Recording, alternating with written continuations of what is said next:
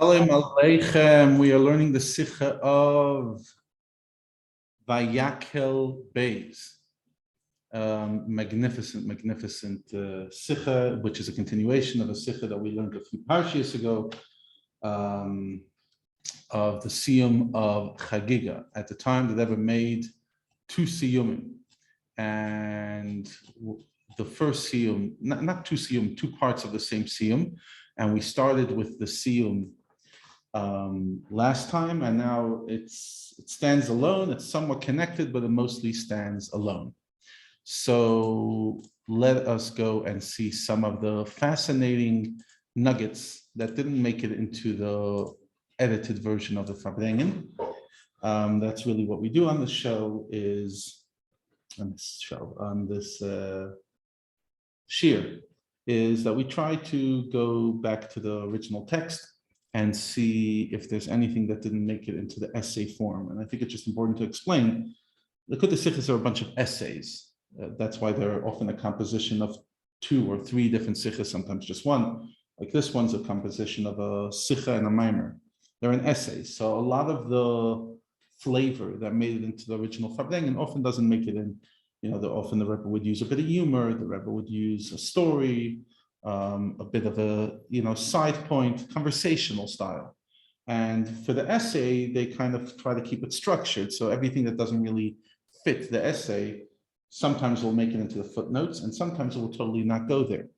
But I think that there's an incredible value in going to the way the Rebbe originally said the Sicha, the conversational style of it. And I do believe it brings a lot of geschmack, a lot of flavor to the learning. So in the earlier Sichas, in other words, up to the mid-70s, there's an incredible set Teres Menachem, which is unedited versions of the Rebbe's Farbrengens. And what they often do is they do most of the work I would need to do, and they go and literally find all the nuggets that weren't pointed out in the final Farbrengen. Later on, from let's say the mid-70s, where they haven't gone through yet, that's when we have to go into just the transcripts of the Farbrengens and see if the transcripts offer anything. So when the Rebbe said this Farbrengen, let's go through it, a few points that he mentioned. So first of all, we're talking about the Milas HaTorah of Bnei Yisrael Tamid Chacham versus mitzvahs. What Torah has that mitzvahs doesn't have. But there the Rebbe said, he said, I want to first of all make Agdama, introduce a concept that's said in Sfarim, that in general Bnei Yisrael are split into 2 types. If you see in footnote 19 here on the screen, Yisachar and Zvulun. Yisachar are the people that go and learn. Yesh Va'oil, their main job is Limud Torah, and Zvulun, the business people that deal in the world, obviously according to Allah, according to Torah, and they are Tamchin Daraisa, they're supporters of Torah. But nevertheless, they're not sitting in Torah world all day, they're doing business, and they're making a Dir Lo Yisbarach, a home for Hashem, through working in the world. And it's regarding these 2 types of Yidden that Moshe Rabbeinu says, in Parshas Nitzavim, Re'ein Asat Lefanecha Hayom Esachayim V'Satoiv, and the opposite. And the Rambam writes, every person has a choice if to either go and be a tzaddik or to go the other way. Now Hashem says, B'charta b'chaim. So the point is, these are 2 different ways of life. And the Chaim, the Toiv, etc. However, when a person goes and sins and goes away off the derech, Avaris HaDerech, then there's the existence of Arshal Gehinnom, even by Talmid Chacham. But because he's a Talmid Chacham that his whole body is fire, Ein Arshal Gehinnom Shalet is by said. Sicha, so too, in the type of Bnei Yisrael that is Zvulun, because they're full of mitzvahs kirimun, they don't get the fire of Gehinnom.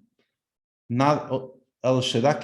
The only thing is that the fire doesn't get over them. However, it does, in other words, it doesn't control them. It doesn't shale it, but it does cause a cleansing. Rachatz Hashem Tzoyas Bnei Tzion.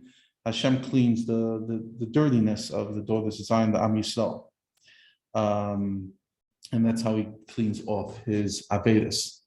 Now, the Rebbe says, on the point, they said that when a person goes off the derech, there's a metzias of the fire of Gehenna, even Talmid Chacham. The Rebbe says, because without that, it's not understood.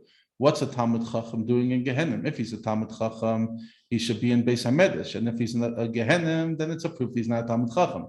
Elamai, he's in Gehenim, but Gehenim's not having control over him. So yeah, basically we all have the opportunity to choose whether it's the life of business or the life of Torah. They're both the choice of life. There's still a Bacharta B'chaim. But then there's, heaven forbid, when we go the other way. Fine. Later on in the Farbrengen, in the Sicha, the Rebbe says about Talmidei Chachamim, whose mitzius, their existence is a mitzius of Torah. The Rebbe says, like it says in Tanya Perikei, that on the pasuk b'seiroscha b'sech me'er, your Torah is in my kishkis, in my body. Just like the bread becomes part of your body and supports your body and nourishes your body, so too Torah becomes that. Fine. And therefore, the Rebbe says the fire of Gehenim does not control them, even if they had chet. The Rebbe says in the footnote by the original Farbrengen, he says, from the perspective of Bechira, from choice, that's possible only when you know that there's evil in this world. However, Tzaddik Gomer, the highest level of Tzaddik in Tanya, he doesn't even know the existence of Ra, so he didn't actually have Bechira. It's fascinating. That Tzaddik Gomer doesn't actually have Bechira, doesn't have choice.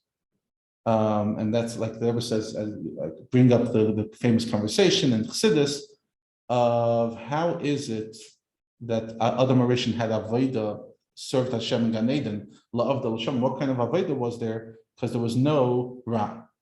So basically, Bechira Chavshis doesn't really exist by Tzaddik Gomer, but by the Talmud Chacham, who's now a level of Tzaddik Gomer, he does have Bechira Chavshis, and therefore he can sin. Wow.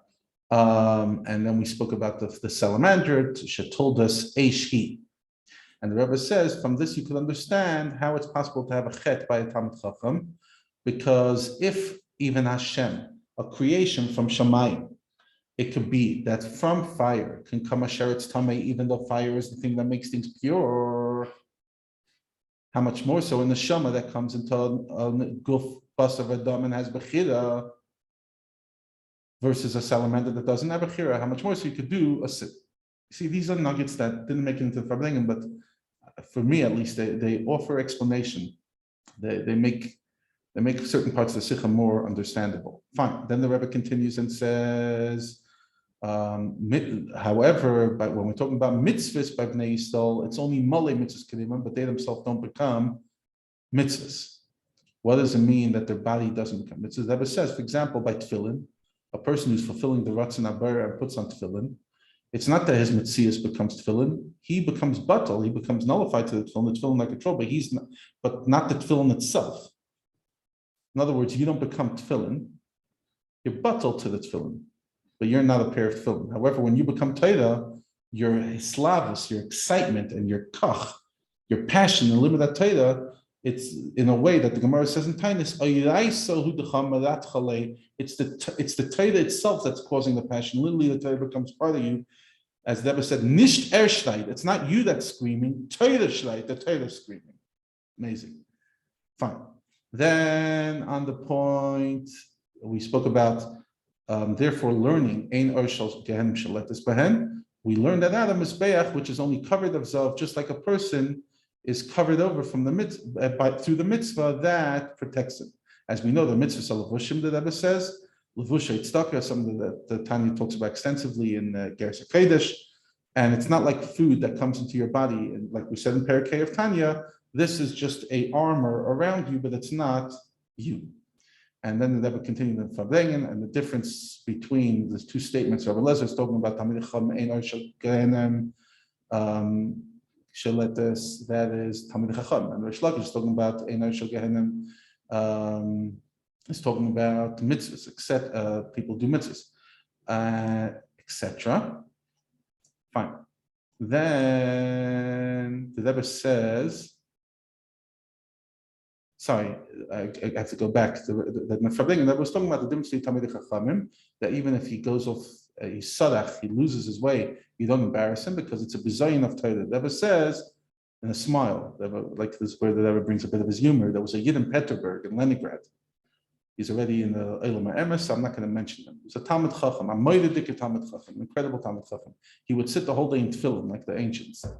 And when somebody would push him, he would say, hey, you just pushed an Aden of Teira. I'm a full Aden of Teira. In other words, be careful. Obviously, the guy wasn't a chassid. And versus the people, Malay Mitzvahs Kedimah, that you're allowed to call them Pesha Yisrael. And that's why the two different expressions of the Farbrengen, of the Gemara. So that's really what the Rebbe talks about. The Nekuda, what exactly the Rebbe got out of the Maimer, actually went through the Maimer.